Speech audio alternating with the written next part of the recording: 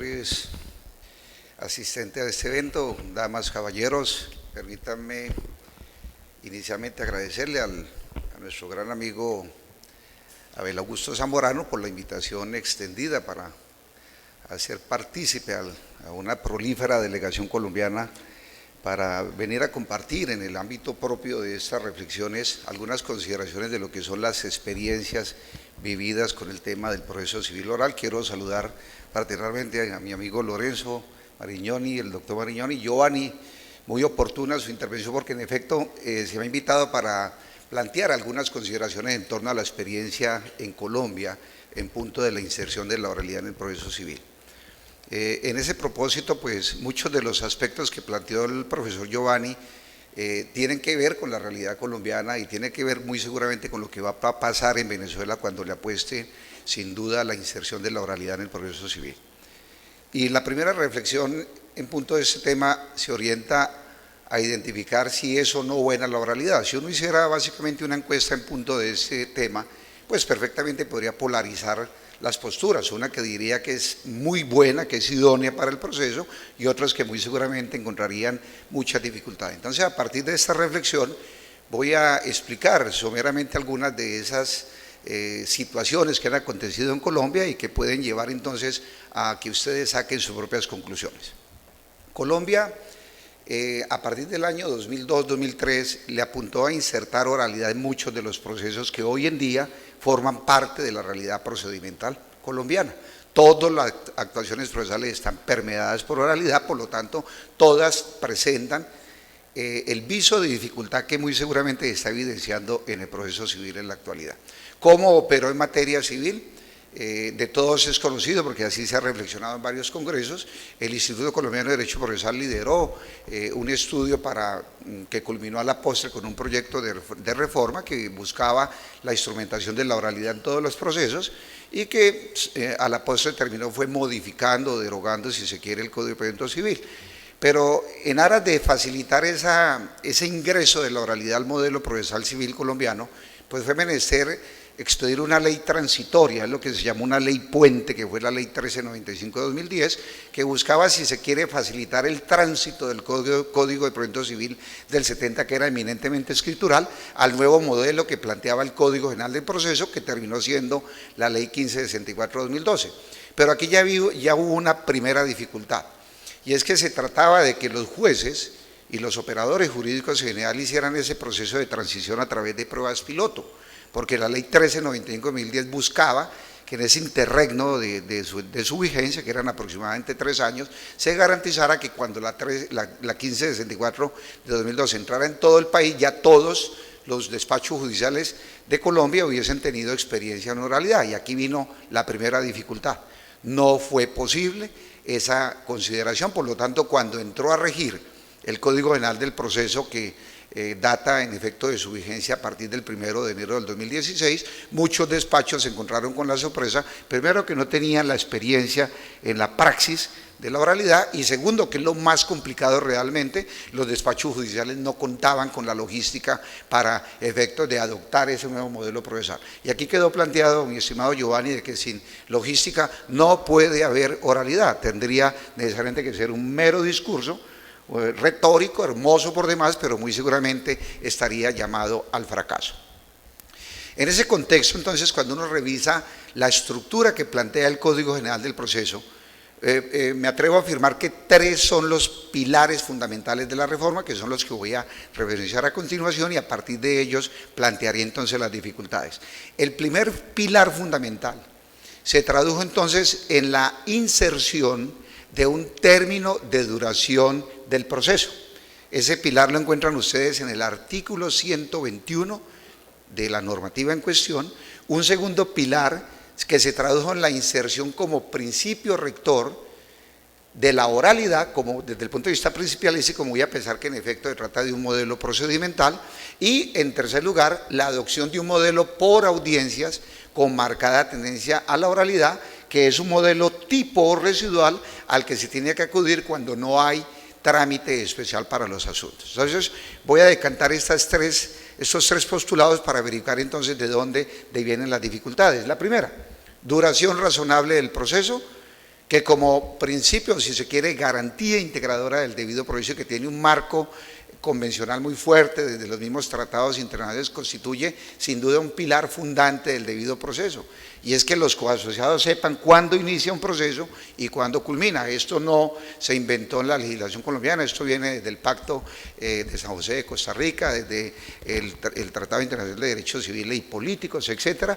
porque en efecto la duración razonable tiene que garantizarle al judicializado la certeza de que un proceso inicia en un momento X y termina en un momento Y, porque eso significa entonces garantizar un verdadero derecho de acceso a la justicia, como quiera que el no obtener justicia oportuna significa manifiesta violación de ese derecho. Colombia le apostó a la anualidad, un año para proferir sentencia de primera instancia, contado desde la notificación del auto emisorio de la demanda o mandamiento ejecutivo al demandado, siempre y cuando el despacho cumpla con el imperativo de proferir auto admisorio o inadmisorio según el caso dentro de los 30 días siguientes a la presentación de la demanda. Eso constituye sin duda una garantía para el judicializado, porque en efecto podría entonces tabular desde el punto de vista temporal cuándo tentativamente obtendría decisión de fondo. Y para garantizar la eficacia de esa disposición se insertaron dos consecuencias de orden procesal que las encuentran en el contenido de esa disposición, pero que paradójicamente son las que han despertado en estos momentos una verdadera polarización de cara a sus efectos. La primera, la pérdida automática de competencia.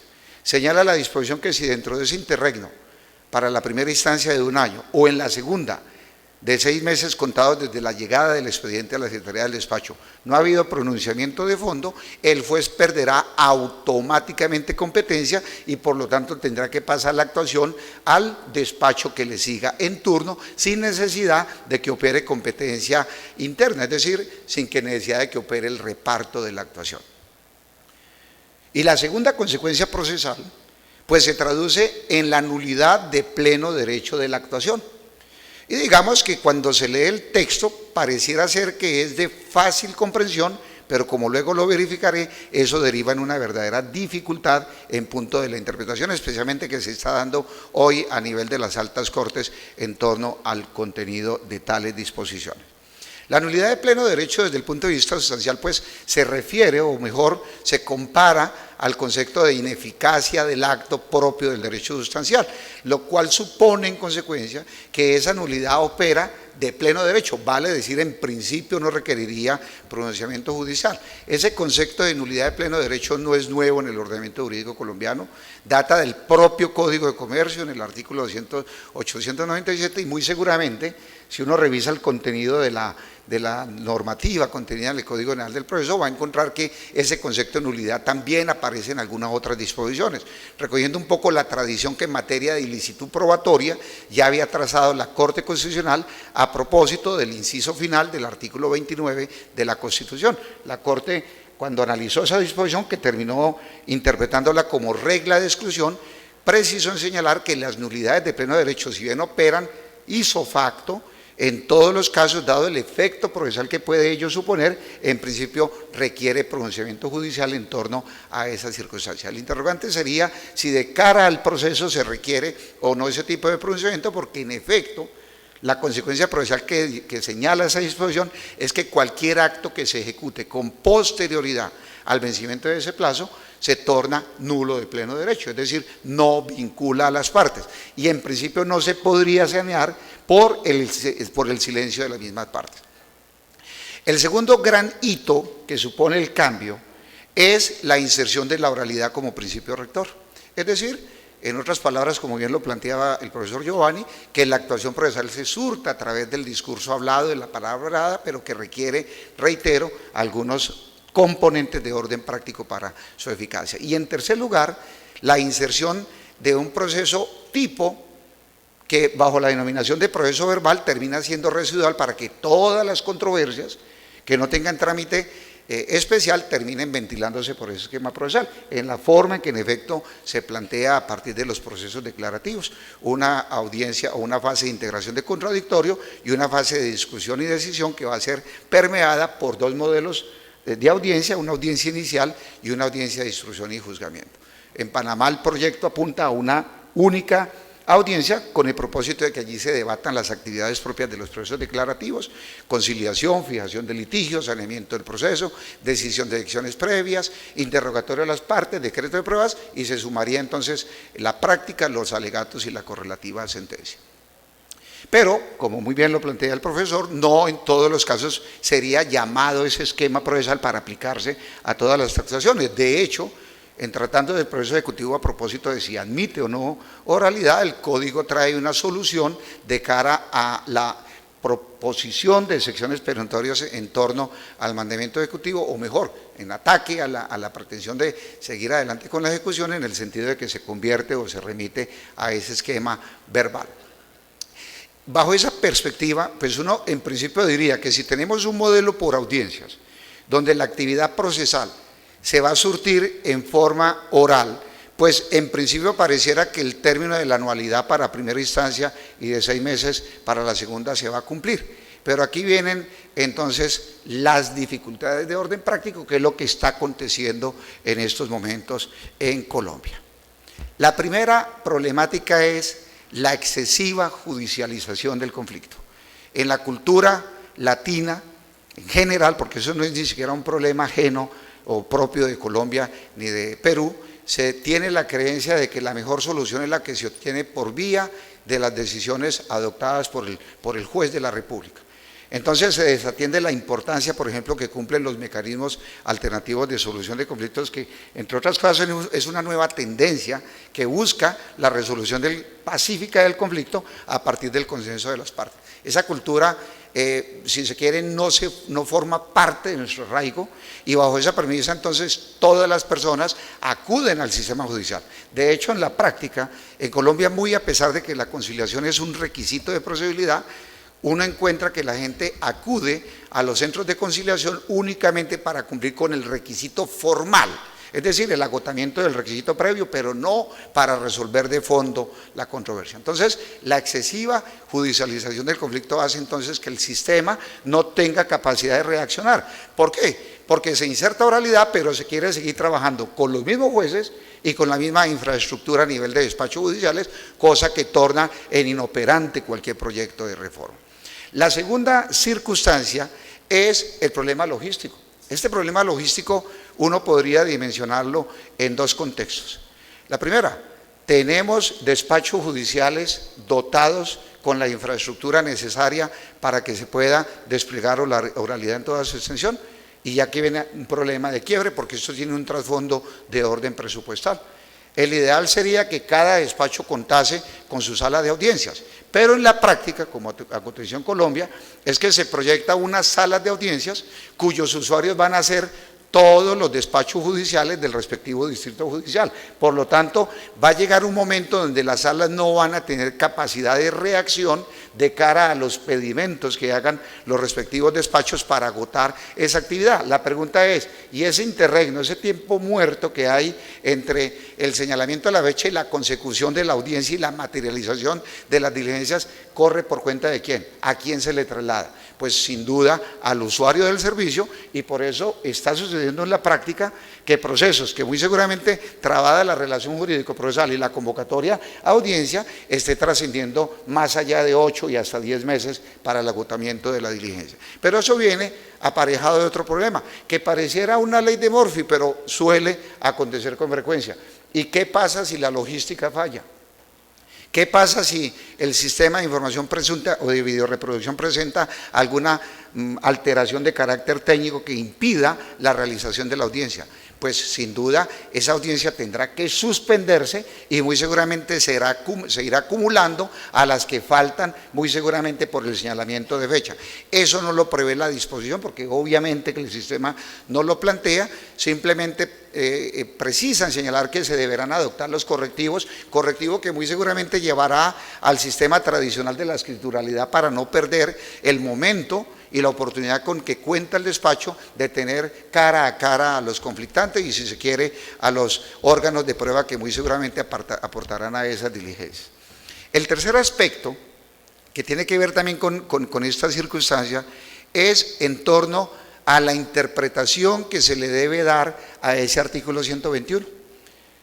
Si debe o no sancionarse con nulidad de pleno derecho la actuación que se despliegue con posterioridad al vencimiento del año. Si uno le preguntara a los actores del proceso, por ejemplo a los litigantes, si esa disposición es bondadosa, pues naturalmente que va a ser bondadosa desde la perspectiva de la postura que ellos asumen en el proceso. Pero muy seguramente si se le hace la consultoría a un despacho o a un juez, él lo vería con dificultad porque no tiene solamente un proceso, sino muchos más. Recordemos que oralidad no significó borrón y cuenta nueva. Recordemos que oralidad significó que los procesos que se venían rituando por el modelo escritural continuaban adscritos al despacho y por lo tanto tenía que haber una adecuación de orden procesal para sustanciar los que venían radicados con antelación y los que muy seguramente por vía de reparto estaban llegando. Es decir, en otras palabras, muy a pesar de que la Corte afirmó en una sentencia la C-713 de 2008, cuando se pronunció respecto a la constitucionalidad del artículo primero que reformaba el cuarto de la Ley Estatutaria de Administración de Justicia, que la oralidad iba a contribuir a la descongestión judicial, eso no es del todo cierto. Es que la descongestión judicial tiene que venir acompañada de otras estrategias, de planes de contingencia que permitan sustraer o sacar del inventario de los despachos lo que venía acumulado, procesos de larga duración, versus lo que llegaba, porque sin duda cualquier despacho fracasaría en el intento. Y aquí vienen entonces las dos posturas que, entre otras cosas, en Colombia se están evidenciando. La primera postura, la nulidad que pregona el artículo 121 es saneable.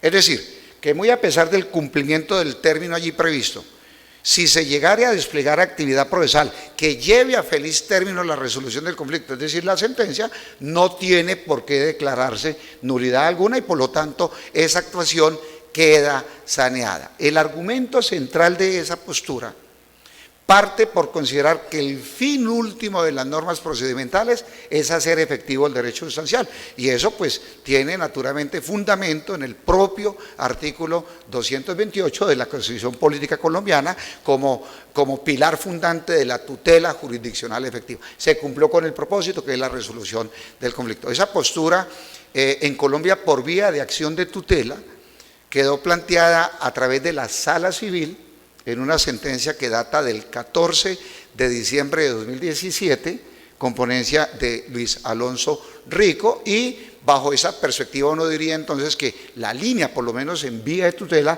es la saneabilidad. Pero viene una segunda postura de la misma sala y de la misma corporación, pero diametralmente opuesta. Es decir, esa postura apunta a señalar de que la actividad procesal que se despliegue vencida la anualidad o los 6 meses según el caso, se torna en insaneable. ¿Bajo qué perspectiva o bajo qué presupuesto? El contenido del artículo 13 de la Ley 1564 de 2012 que plantea que las normas procedimentales son de obligatorio cumplimiento. Por tanto, si la disposición genera ese imperativo para los sujetos procesales, pues es evidente que no se puede sanear la actividad procesal que se despliegue con posterioridad al vencimiento de ese término y por lo tanto el juez tiene que cumplir con el imperativo que le señala la misma disposición de trasladar la actuación al magistrado o al juez que le siga en turno. Ese pronunciamiento data, repito, por vía de tutela en una decisión del 11 de julio del 2018, es decir, 6 meses después de la postura inicial, y el magistrado ponente fue el doctor Haroldo Quirós Monsalvo. Es decir, en otras palabras, que en la misma sala, en la misma corporación, hay dos posturas disímiles de cara a los efectos jurídicos. Y se le suma al debate una tercera postura que está contenida en la sentencia T-341 del 18 de agosto de 2018, es decir, 1 mes y medio después, la Corte Constitucional entró a terciar en la postura y con una posición que lo deja uno o genera cierto grado de perplejidad porque no se sabe entonces cuál es el lindero propicio para ese propósito. La Corte entra a afirmar que las dos posturas son plausibles, es decir, que ambas tienen su fundamento y que bajo esa perspectiva entonces le agrega, porque la Corte lo que hizo fue por vía de tutela, agregar 5 criterios que deben ser tenidos en cuenta para efectos de determinar si se torna o no saneable la actuación. Criterios que inclusive vienen desde los mismos estándares internacionales relacionados con el comportamiento de las partes adoptados en el proceso, la complejidad del asunto, y deja abierto un espectro que me parece bien complicado, porque dice siempre y cuando la decisión se adopte dentro de una duración razonable, dentro de un término razonable, pero la Corte no dice en qué consiste esa razonabilidad. ¿Cuándo se va a desatar esta dificultad o esta vicisitud de orden jurisprudencial? En este momento se está radicada en la Corte Constitucional una demanda de inexequibilidad parcial contra el contenido de ese artículo 121. Está radicada al magistrado Guerrero, y muy seguramente la Corte en próximos días estaría dilucidando cuál sería el efecto procesal que se pregona de esa disposición. Si uno hace la encuesta de cuál sería la postura ideal, pues algunos diríamos que el declarar la inexequibilidad de esa disposición rompería de una vez por todas lo que se quiso con la reforma, y es establecer en efecto un término de duración del proceso, porque simplemente volveríamos a las antiguas prácticas de considerar que los términos corren entonces para las partes y no para el sistema judicial. Eso sería un completo fracaso. Ahora, viene un componente subjetivo al que refería el profesor Giovanni también, y que en Colombia se ve evidenciado, y es el problema del cambio de cultura. Nosotros básicamente nos movemos en la idea, y los países del orbe latinoamericana tienen esa concepción de que todo tiempo pasado fue mejor.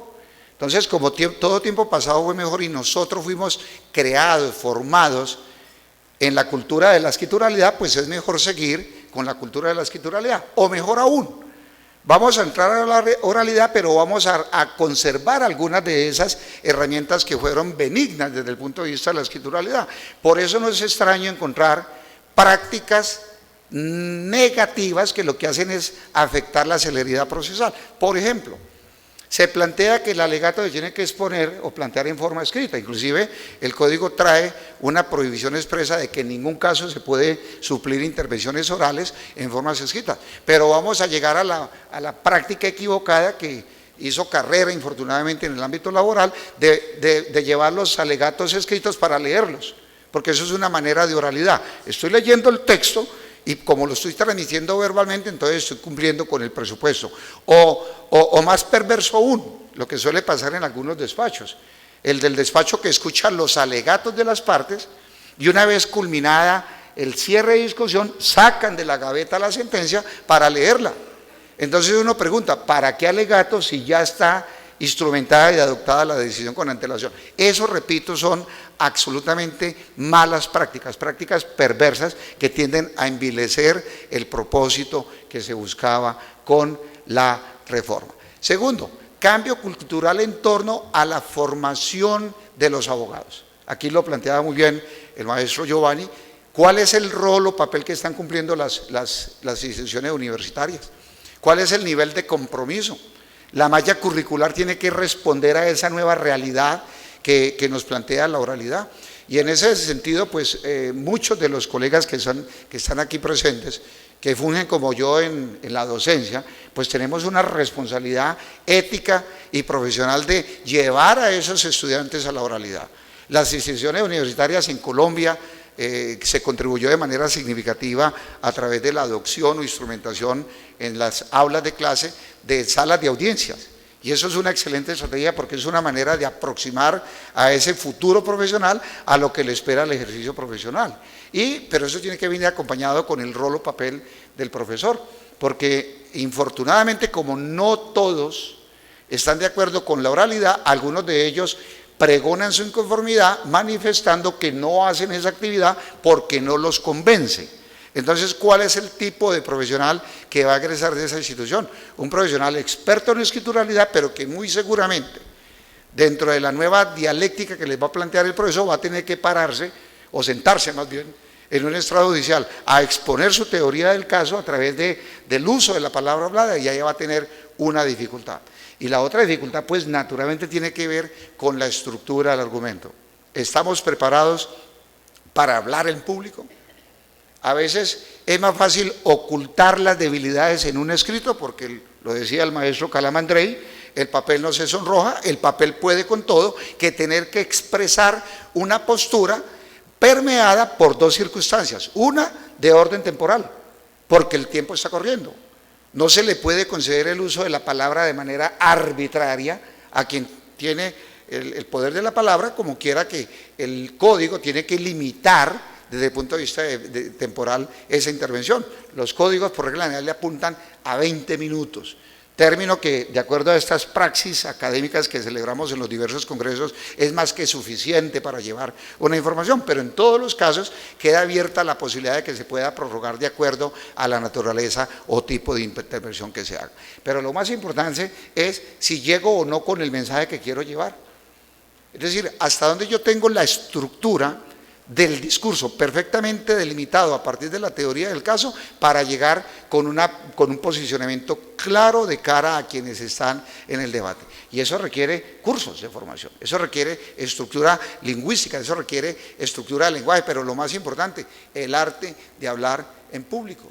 Señores docentes, señores profesores de Panamá, de Latinoamérica, esa es nuestra responsabilidad, porque somos nosotros los gestores de ese futuro profesional que muy seguramente, porque muy seguramente no se les preguntó si están o no de acuerdo con la oralidad, el sistema les va a plantear esa realidad, pero más allá de ello, es la responsabilidad política que significa una decisión de esta naturaleza. Los problemas judiciales en un país no se arreglan con normas, no se arreglan sacando normas para un país de ángeles, como lo decían en el siglo XIX, porque más allá de ello, lo que se espera es que la normativa responda a la realidad social que caracterizan los modelos de justicia en Latinoamérica. ¿Y cuál es esa realidad? La rama judicial siempre será la cenicienta. La rama judicial tiene problemas de logística. La rama judicial no cuenta con la infraestructura necesaria para que un sistema normativo, una norma le diga, a partir de este momento usted entra al escenario propio de la oralidad, que nosotros estamos monitoreando los resultados que se obtenga de ella. Es decir, señor juez, si hizo bien o no el trabajo. ¿Se cuenta con la logística? Si la respuesta es que no se cuenta con ella, pues muy seguramente la voluntariedad tiene que estar orientada en ese propósito. Sin tecnología de información no hay oralidad. El texto puede ser perfecto desde el punto de vista de qué es lo que se quiere con ello, pero si no se cuenta con esta capacidad de reproducción videotecnológica para ese propósito, pues muy seguramente la reforma va a ser fallida. ¿Y qué no decir del papel de los actores del proceso? Me refiero a los abogados. Nosotros también tenemos que responder a esa nueva realidad, porque muy seguramente yo ya no podría estar apalancado, atrincherado en el concepto de la escritura, porque desde el punto de vista logístico voy a tener que contar también con la información necesaria para reproducir la información que se va a obtener en los despachos judiciales. Y eso tiene un margen de complejidad altísimo, especialmente cuando se trata de sustanciar el ejercicio del derecho de contradicción. ¿Cuáles son los aspectos pilares de mi inconformidad para atacarlo? Y aquí juega un factor que es clave dentro del modelo oral, y es si tengo o no la capacidad de estar atento a lo que acontece en la audiencia. Y por eso no es extraño, como aconteció en Colombia, por ejemplo, que se hayan establecido unos protocolos para el desarrollo de la audiencia, precisamente para evitar elementos que terminan siendo unos distractores altamente peligrosos en el desarrollo de la audiencia. El uso de tecnologías de información, el uso del celular para estar chateando mientras se está desarrollando la audiencia. Y qué no decir la desatención que pueda tener el operador judicial de cara al debate, porque ellos también son seres humanos, son personas que muy seguramente se van a agotar en audiencias que a veces se tornan desde el punto de vista temporal en extensas, audiencias de 3, 4, 5 horas, y para tener concentrada la atención dentro de ese contexto resulta altamente complicado. Y a eso se suma un aspecto, y con esto termino mi intervención, es la complejidad del asunto. ¿Qué pasa cuando estamos en presencia de un asunto verdaderamente complejo? ¿Cuál es la herramienta con la que contaría el operador judicial y en general los sujetos procesales para ese propósito? Digamos que el código en el 121 trae una aparente solución que resulta a la postre interesante, en el sentido de que le permite al operador jurídico prorrogar hasta por 6 meses el plazo para el proferimiento de la sentencia, dada esa consideración. Y en segundo lugar, que muy a pesar que se impone en el 373 el que la decisión se adopte en forma oral, podrá optar por proferirla en forma escrita dentro de los 10 días siguientes a la culminación de la audiencia, cuando en efecto el asunto es de tal complejidad que impone un análisis más amplio y más preciso, si se quiere, en torno a la naturaleza del debate. Estas consideraciones son con todo el afecto y felicitaciones panameños por sus cumpleaños.